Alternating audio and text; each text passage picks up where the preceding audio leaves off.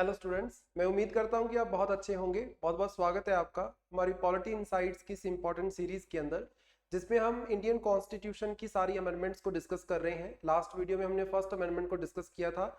आज की वीडियो में हम सेकेंड अमेंडमेंट 1952 की बात करेंगे, जिसको इम्प्लीमेंट किया जाता है 1953 के अंदर। सो ये अमेंडमेंट्स बहुत इंपॉर्टेंट रहने वाली है for UPSC and all the state service examinations, क्योंकि प्रीलिम्स एंड मेंस दोनों ही पर्सपेक्टिव से ये अमेंडमेंट्स इंपॉर्टेंट रहती हैं। प्रीलिम्स में तो डायरेक्ट ही क्वेश्चन कई बार पूछ लिया जाता है, राइट। सो स्टार्ट करते हैं हमारी सेकंड अमेंडमेंट को। सबसे पहली इंपॉर्टेंट चीज, इसका जो बिल है इस अमेंडमेंट का, वो प्रेजेंट किया जाता है 1952 के अंदर ही, और पासेज भी इसकी 1952 दिसंबर तक हो जाती है। इसकी इंप्लीमेंटेशन जो है वो आपको 1953 के अंदर देखने को मिलेगी, लेकिन अगर आपसे अमेंडमेंट का ईयर पूछा जाए दैट इज 1952, इसको आपने याद रखना है। The bill was introduced by C.C. Biswas, who was Minister of Law and Minority Affairs at that point of time. और इस अमेंडमेंट का जो मेजर ऑब्जेक्टिव था दैट वाज, जो अपर लिमिट लगाई गई थी पार्लियामेंट्री कॉन्स्टिट्यूएंसीज की, उसको रिमूव करना।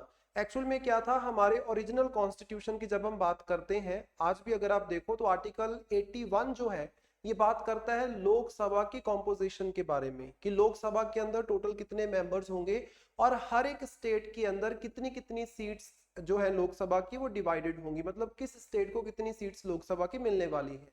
उसमें हम कुछ चेंजेस करने की कोशिश कर रहे हैं, क्योंकि ओरिजिनल कॉन्स्टिट्यूशन के अंदर क्या है, एक अपर लिमिट सेट की गई थी दैट वाज 7,50,000 पॉपुलेशन की। ज्यादा से ज्यादा एक लोकसभा का जो एमपी है वो 7,50,000 पॉपुलेशन को रिप्रेजेंट कर सकता है, उससे ज्यादा नहीं। सो इस अपर लिमिट को रिमूव करने के लिए ये बिल जो है इसको प्रपोज किया जाता है। अच्छा, एक इंपॉर्टेंट चीज, उस टाइम पे हमारे प्राइम मिनिस्टर कौन है आप सबको पता है, जवाहरलाल नेहरू। और उस टाइम पे हमारे जो प्रेसिडेंट थे जिनके सिग्नेचर हुए फाइनली इस अमेंडमेंट बिल के ऊपर, that was doctor Rajendra Prasad. ये बेसिक सी चीजें आपको पता होनी चाहिए। सो यहाँ पे कर क्या रहे हैं, यहाँ पे मोस्ट इंपॉर्टेंट आर्टिकल जो आपने याद रखना है, article 81 clause 1 sub clause B.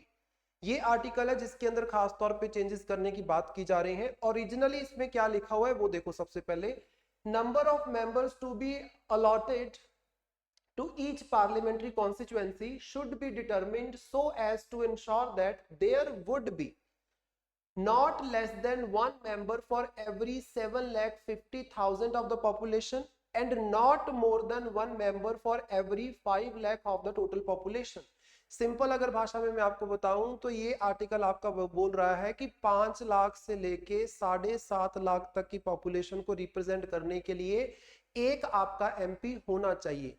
तो मतलब अगर पंजाब को आपने लोकसभा की सीट्स देनी है तो आप ये देख लीजिए कि पंजाब की टोटल पॉपुलेशन कितनी है और पॉपुलेशन की रेशो बना लीजिए अकॉर्डिंग टू मैक्सिमम 7,50,000 और अकॉर्डिंगली उतनी सीट्स आप पंजाब को लोकसभा की दे दीजिए। लेकिन प्रॉब्लम ये है कि 1951 के दौरान हमारी पॉपुलेशन में एकदम से राइज जो है वो हमें देखने को मिलता है। 1951 का सेंसस जो हुआ, हालांकि उसका हमारा डिटेल्ड डाटा हमारे पास प्रेजेंट नहीं था, बट स्टिल उसमें ये चीज क्लियर हो चुकी थी कि पॉपुलेशन एकदम से बढ़ी है। और वहां पे उस टाइम पे बोला जा रहा था कि मैक्सिमम जो स्ट्रेंथ आपकी लोकसभा की रहने वाली है वो 500 मेंबर्स रहने वाली है। सो आपके पास एक ही ऑप्शन थी कि या तो आप इस लिमिट को हटा दीजिए, अगर आप इस लिमिट के अकॉर्डिंग मतलब 7.5 लाख से ज्यादा पॉपुलेशन को एक से ज्यादा एमपी रिप्रेजेंट ही नहीं कर सकते, तो मतलब आपको लोकसभा की टोटल स्ट्रेंथ में बहुत ज्यादा इंक्रीज करना पड़ेगा, जो कि उस पॉइंट ऑफ टाइम पे पॉसिबल नहीं था। रिसोर्सेज कम होने की वजह से चाहे लगा लीजिए, या वैसे भी एकदम से इतनी सीट्स बढ़ाना वाज नॉट पॉसिबल।